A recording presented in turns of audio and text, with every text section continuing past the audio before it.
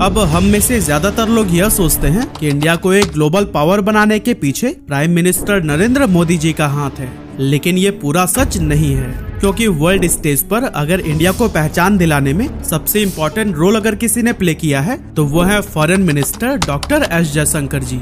लेकिन दोस्तों, अगर आप जयशंकर जी को कोई नेता समझ रहे हैं ना, तो जरा रुकिएगा, क्योंकि गवर्नमेंट की सबसे हाई प्रोफाइल मिनिस्ट्री उन्हें सिर्फ और सिर्फ उनके काबिलियत के दम पर सौंपी गई है। इसीलिए तो उन्हें आपने इससे पहले कभी भी किसी पॉलिटिकल पार्टी के साथ में काम करते हुए नहीं देखा होगा। और हाँ, क्या आपको पता है हमारे पड़ोसी मुल्क पाकिस्तान और चाइना भी इनकी रिस्पेक्ट करते हैं? लेकिन ऐसा क्यों, सब कुछ डिटेल में जानेंगे आज के इस वीडियो में। अब दोस्तों, वैसे तो सुब्रमण्यम जयशंकर जी की फैमिली तमिलनाडु से बिलोंग करती थी, लेकिन काम के सिलसिले में उन्हें दिल्ली शिफ्ट होना पड़ा और वहीं दिल्ली में ही 9 जनवरी 1955 को उनका जन्म हुआ था। बड़े होकर जयशंकर जी ने JNU से इंटरनेशनल रिलेशंस और न्यूक्लियर डिप्लोमेसी में MA, MPhil और PhD किया और ये डिग्रीज उनके और भारत के लिए आगे चलकर बहुत काम आई। वैसे जयशंकर जी के शानदार स्किल्स उनके कॉलेज के टाइम से ही देखने को मिलने लगे थे, क्योंकि स्टूडेंट ऑर्गेनाइजेशंस में वह बड़े से बड़े प्रॉब्लम्स को भी चुटकियों में सॉल्व कर देते थे। PhD करने के बाद से 1977 में जयशंकर ने इंडियन फॉरेन सर्विस यानी कि IFS ज्वाइन करके ऑफिशियली अपना डिप्लोमेसी करियर स्टार्ट किया। अपने करियर के शुरुआती 20 सालों में उन्होंने इंडिया के अब्रॉड मिशंस के तहत काफी सारे देशों जैसे मॉस्को, श्रीलंका, बुडापेस्ट, हंगरी और जापान में अलग अलग पोजीशंस पर काम करते हुए अपने स्किल्स को निखारा। और अब टाइम आ चुका था कुछ बड़ा करने का।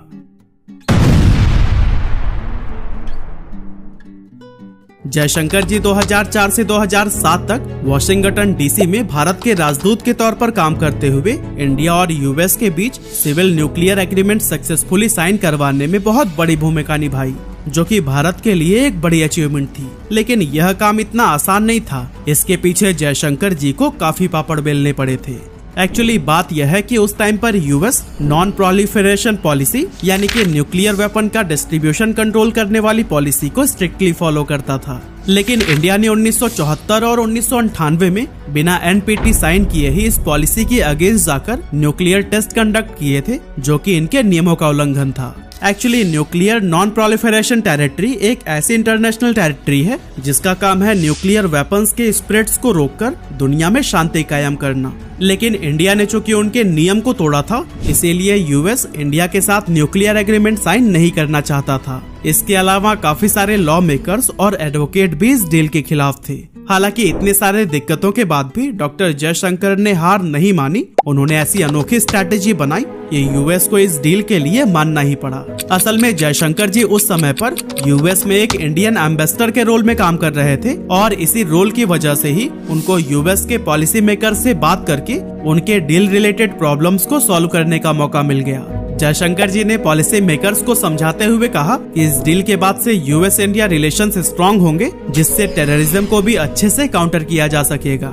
उन्होंने कहा कि भारत न्यूक्लियर वेपन्स का डिस्ट्रीब्यूशन बस अपने तक ही रखेगा।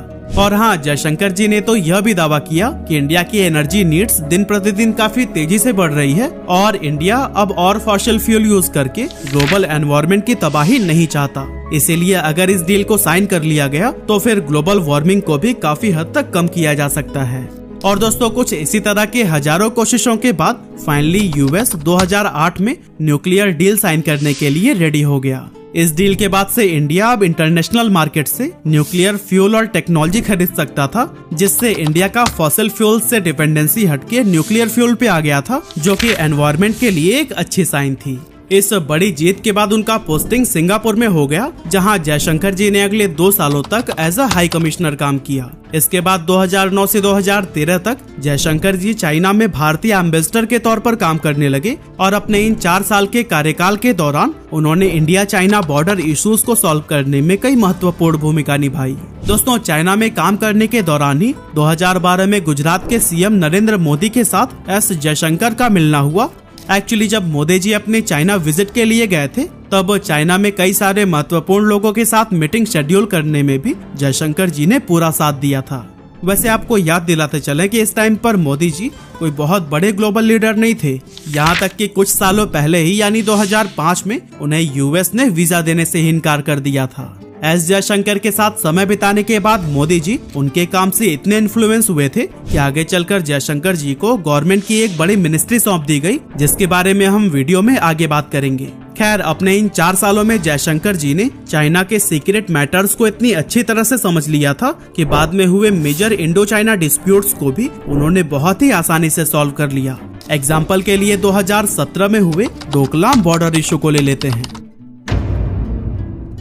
एक्चुअली 2017 में चाइना डोकलाम रीजन में रोड बनाना चाहता था, लेकिन इंडियन आर्मी ने इस कंस्ट्रक्शन को होने से रोक दिया था, और वो इसलिए क्योंकि डोकलाम एरिया एक ट्राई जंक्शन एरिया है, यानी कि यहाँ इंडिया, भूटान और चाइना के बॉर्डर हैं। और एक बार उस पर चाइना ने अगर रोड बना लिया तो इसमें भूटान का कुछ टेरिटरी चाइना के कब्जे में तो हो ही जाता, साथ ही साथ इंडिया के सिलीगुड़ी कॉरिडोर, जिसको इंडिया का चिकन स्नेक भी कहते हैं, उस पर हमेशा खतरा मंडराते रहता। और दोस्तों, चाइना के साथ वॉर में सिलीगुड़ी कॉरिडोर लूज करने का मतलब है पूरी नॉर्थ ईस्ट से हाथ धोना, और इंडिया अपने जमीन का एक भी टुकड़ा किसी को क्यों ही देना चाहेगा। इस सीरियस बॉर्डर इशू को सॉल्व करने के लिए एस जयशंकर ने सबसे पहले ट्राइलेटरल डिप्लोमेसी कंडक्ट किया, जिसमें जयशंकर ने भूटान और चाइना ऑफिशियल्स के साथ में बातचीत करनी शुरू की। इसी बातचीत के दौरान ही एस जयशंकर ने भूटान की टेरिटरी को प्रोटेक्ट करने का वादा भी किया था। जयशंकर की बातों से चाइनीज ऑफिशियल्स बहुत इन्फ्लुएंस हुए, और एक सीनियर ऑफिसर ने तो यहाँ तक कह दिया कि जयशंकर एक डिप्लोमेट की तरह नहीं बल्कि सोल्जर की तरह बात करते हैं।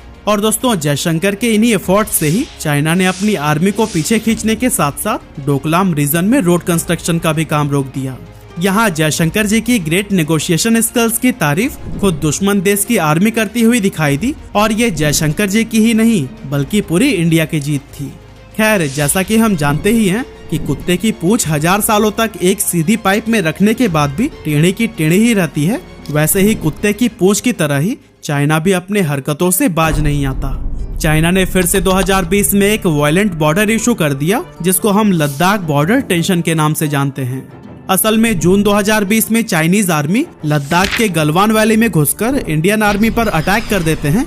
यहाँ पर इंडिया और चाइना के बीच में वायलेंट बैटल हुआ, जिसमें दोनों साइड्स के काफी सारे सोल्जर्स की मौत हुई। इस बॉर्डर इशू को सॉल्व करने के लिए फिर से जयशंकर आगे आते हैं, और इस बार जयशंकर जी ने बॉर्डर टेंशंस को कम करने के लिए डायरेक्टली चाइना के फॉरेन मिनिस्टर वांग यी से बात की, और साथ ही चाइना से 5 पॉइंट एग्रीमेंट भी साइन करवाया, जिसमें साफ साफ लिखा था कि चाइना अभी तक हुए सभी Indo China agreement and protocols को मानेगा, और फिर कभी भी अगर बॉर्डर टेंशन हुई तो उसे बातचीत से सॉल्व करेगा, ना कि अटैक से।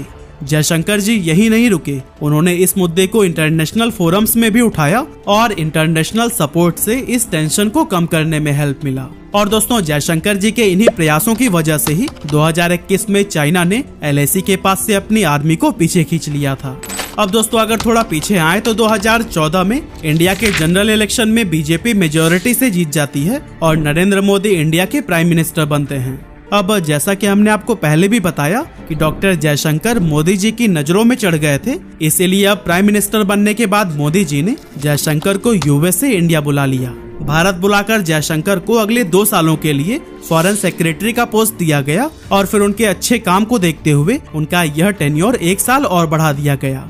यानी कि एस जयशंकर 2015 से 2018 तक as a foreign secretary of India काम किए, और इन 3 साल के टाइम फ्रेम में उन्होंने US, रशिया और जापान जैसे पावरफुल कंट्रीज के साथ संबंध मजबूत किए, और इसके साथ ही इंडिया के हित में कई सारी बेहतरीन पॉलिसीज बनाई। हालांकि उन बेहतरीन पॉलिसीज को बनाने का श्रेय उन्हें नहीं बल्कि उस टाइम की फॉरेन मिनिस्टर को मिला, क्योंकि वो सामने आकर इसकी मार्केटिंग जो किया करती थी। अपने 3 साल का फॉरेन सेक्रेटरी रोल खत्म होने के बाद जयशंकर को टाटा ग्रुप की तरफ से ग्लोबल कॉर्पोरेट अफेयर्स के प्रेसिडेंट का रोल ऑफर किया गया, और यहाँ भी उन्होंने कंपनी के लिए बहुत बड़े बड़े काम किए। अब दोस्तों, साल 2019 आ गया, जिसमें जनरल इलेक्शन होने थे, और इस बार भी बीजेपी फुल मेजोरिटी के साथ इलेक्शन जीत गई, और एक बार फिर से नरेंद्र मोदी प्राइम मिनिस्टर बनाए गए। इलेक्शन जीतते ही मोदी जी ने डॉक्टर जयशंकर को गुजरात से टिकट दिलाया, और उनको इंडिया का फॉरेन मिनिस्टर बना दिया, बिना किसी पॉलिटिकल बैकग्राउंड के, सिर्फ और सिर्फ उनके मेरिट्स के दम पर। अपने 5 साल के फॉरेन मिनिस्टर के टेन्योर में जयशंकर ने काफी सारे इन्फ्लुएंशियल पॉलिसीज बनाए, जिसने इंडिया का इमेज वर्ल्ड स्टेज पर बदल कर रख दिया। 2019 से 2024 के बीच ही जयशंकर जी का असली पोटेंशियल बाहर निकल कर आया, और यही टाइम था जिसमें पाकिस्तान के फॉर्मर PM ने भी जयशंकर जी के तारीफों के पुल बांधे। अब कब और क्यों तारीफ की यह जानने से पहले 70 सालों से कॉन्फ्लिक्ट में रही कश्मीर को कैसे जयशंकर जी ने अपनी स्ट्रैटेजी से आजाद कराने में इंडियन गवर्नमेंट की पूरी मदद की, चलिए वो जान लेते हैं। एक्चुअली जम्मू एंड कश्मीर से आर्टिकल 370 को हटाना इंडियन गवर्नमेंट के लिए बहुत बड़ा चैलेंज था, क्योंकि इंटरनेशनल प्रेशर इतना ज्यादा था। इसीलिए जयशंकर जी ने दुनिया के सुपर पावर देशों में जाकर अपना पॉइंट स्ट्रांगली रखा कि कश्मीर इंडिया का इंटरनल मैटर है और वो इसमें इंटरफेयर न करें।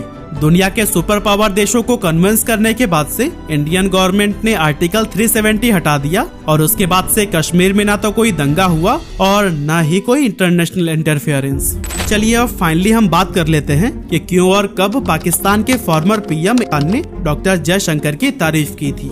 एक्चुअली बात थी 24 फरवरी 2022 की, जब रशिया ने यूक्रेन पर अटैक कर दिया था और ये अटैक कोई छोटा मोटा अटैक नहीं था। इंटरनेशनल मीडिया कहती है कि ये वर्ल्ड वॉर 2 के बाद से यूरोप पर होने वाला पहला बड़ा अटैक था, जिसमें हजारों लोगों की जान चली गई। रशिया के इस बिहेवियर को देखते हुए यूएस ने रशिया पर कई सारे सैंक्शंस यानी कि प्रतिबंध लगा दिया। आसान शब्दों में कहा जाए तो रशिया के साथ कोई भी देश बिजनेस नहीं कर सकता था और जो देश करेगा उससे भी यूएस के संबंध खराब हो जाते। यूएस के इस डिसीजन से दुनिया में ऑयल का प्राइस आसमान छूने लगा, क्योंकि रशिया दुनिया में ऑयल का सबसे बड़ा एक्सपोर्टर है। अब जैसा कि आप जानते हैं कि कई सारी चीजें डायरेक्टली और इनडायरेक्टली ऑयल पर ही डिपेंडेंट होती हैं, इसीलिए ऑयल का प्राइस बढ़ने के साथ ही दुनिया में इन्फ्लेशन यानी कि महंगाई भी बढ़ने लगी। और भारत में इसी बढ़ती महंगाई को रोकने के लिए इंडिया ने स्मार्ट कदम उठाया, जिसमें डॉक्टर जयशंकर का बड़ा हाथ था। जैसे कि इंडिया ने रशिया यूक्रेन कॉन्फ्लिक्ट में किसी का भी साइड न लेने का चूज किया, जिसकी वजह से इंडिया रशिया और वेस्टर्न वर्ल्ड से अपनी अच्छी रिलेशन को मेंटेन कर पाया। इतना ही नहीं, जब यूएस रशिया के अगेंस्ट रिजोल्यूशन पास कर रहा था तब भी इंडिया ने वोट नहीं डाला, जो कि बाद में जाकर इंडिया का समझदारी वाला डिप्लोमेसी अप्रोच साबित हुआ। इसके साथ ही जयशंकर के द्वारा बनाई गई ऑपरेशन गंगा के तहत इंडिया ने सक्सेसफुली 22,500 से भी ज्यादा इंडियन सिटीजन्स को यूक्रेन से निकाला और कुछ पाकिस्तानी स्टूडेंट्स को भी रेस्क्यू किया। इसके अलावा इंडिया ने न्यूट्रल स्टैंड लेने के बावजूद भी यूक्रेन में मेडिकल सप्लाईज और एसेंशियल गुड्स भी सप्लाई किया, और ये दिखाता है कि इंडिया में मानवता अभी भी जिंदा है।